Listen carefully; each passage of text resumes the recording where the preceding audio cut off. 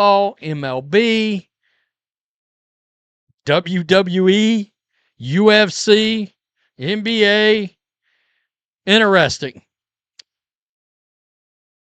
And load management is part of that. Setting back and watching these prominent NBA superstars not play in games to their full capacity, bitching about how many games they've got to play, bitching about how long they got to play in games. The Indiana Fever's attempts to drive ticket sales through social media are running into significant resistance from Caitlin Clark's fan base, with a wave of public pushback greeting the team's promotional posts in the days following the draft.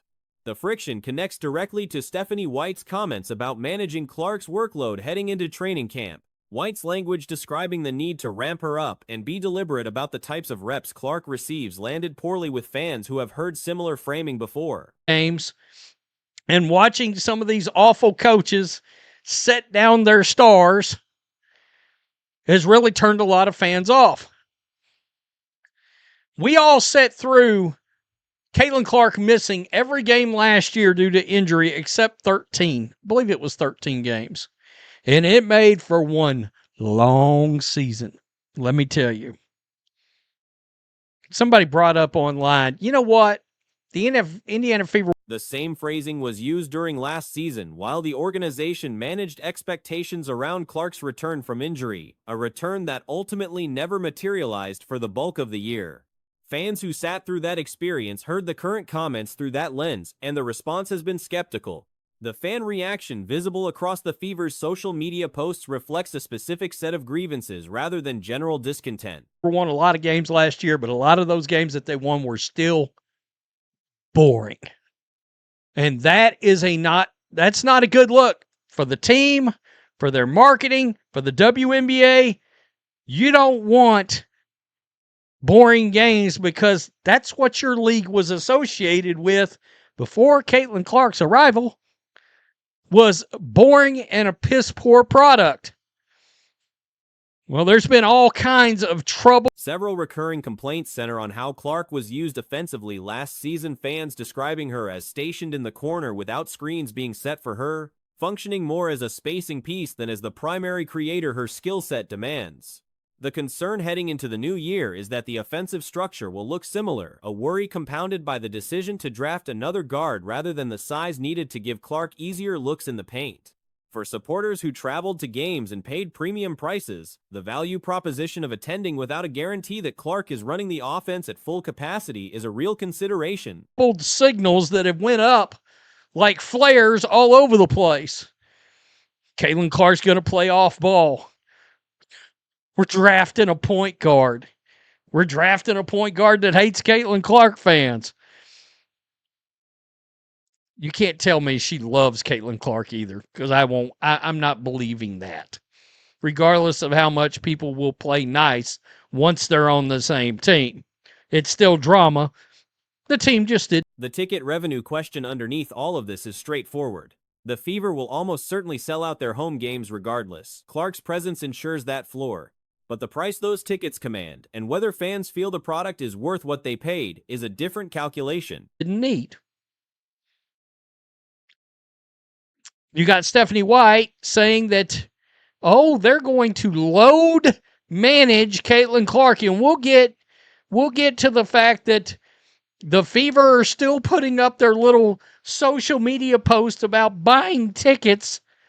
And when I tell you, that has got swatted down by fans of Caitlin Clark like gate revenue and secondary market prices are sensitive to perceived product quality, and if a meaningful portion of the fan base has concluded that the organization is not deploying its biggest asset effectively, that sentiment will eventually show up in the numbers.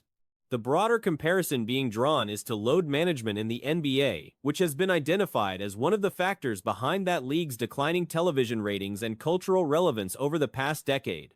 The argument is that fans who came to the WNBA specifically because of Clark are sports consumers. First, they will apply the same standards they hold other leagues to, and a coach who visibly limits the most watchable player on the floor will face the same backlash any NBA counterpart would. Dikembe Mutombo is playing defense going, I mean, rejected back into the stands.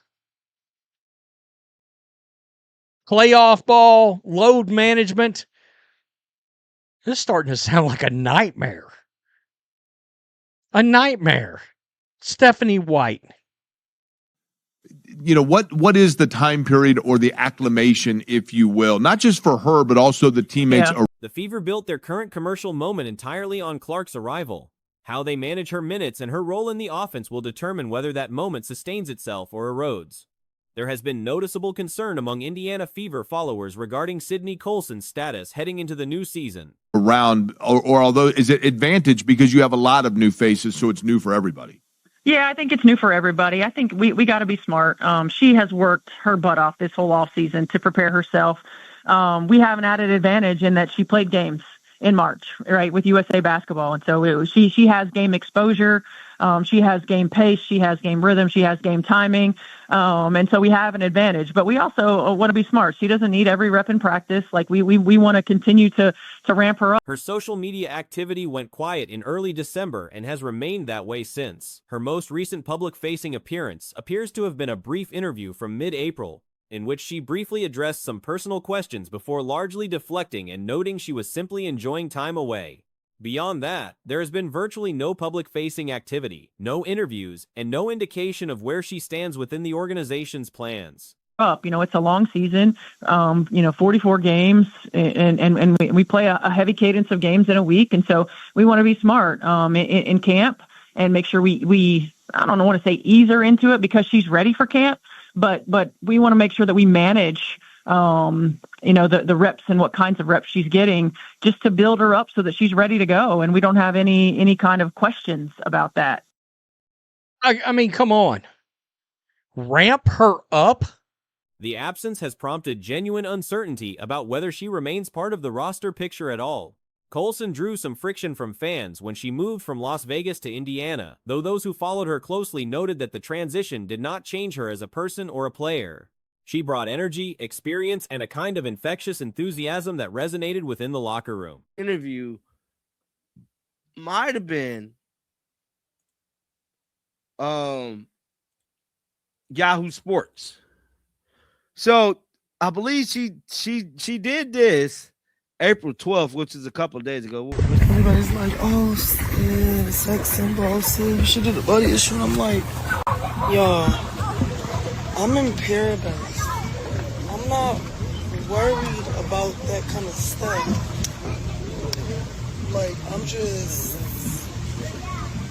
Whether she will be filling that same role again this season is a question that currently has no clear answer. Separately, the Dallas Wings press conference situation involving Azzi Fudd continued to generate discussion.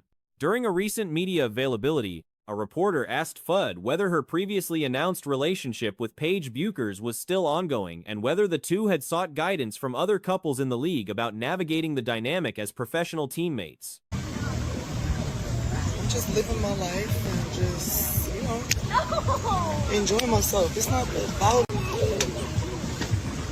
that, you know what I'm saying? So it looked like Sydney Colson is on vacation or some sort or something, but I believe that was the last time we heard from her, bro. Like, I have not seen her. Before Fudd could respond, a Wings representative stepped in, acknowledged the relevance of the question, and declined to address it on behalf of the organization. The moment drew reaction across the basketball community.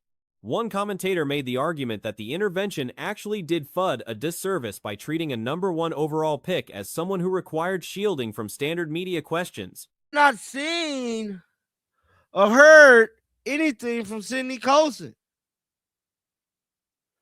Let me click on latest here. Let's see.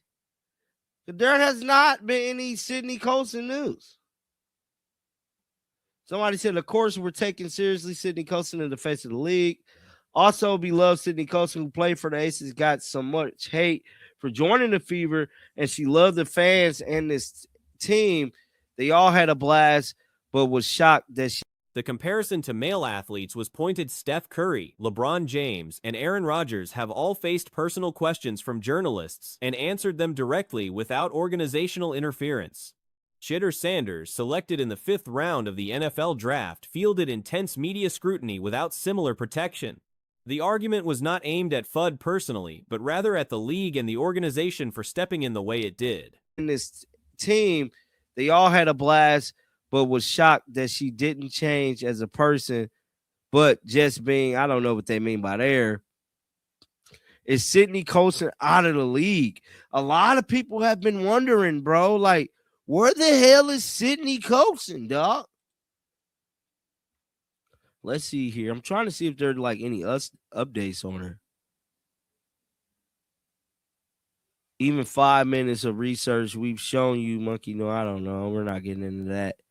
As long as the money. If the goal is for WNBA players to be taken seriously as professional athletes paid at a higher level, respected at the same level, covered with the same depth, then the response to personal questions needs to match that standard. Blocking questions that comparable athletes answer routinely sends the opposite message. As long as the money ain't crazy, ain't nothing wrong with having Sydney Colson.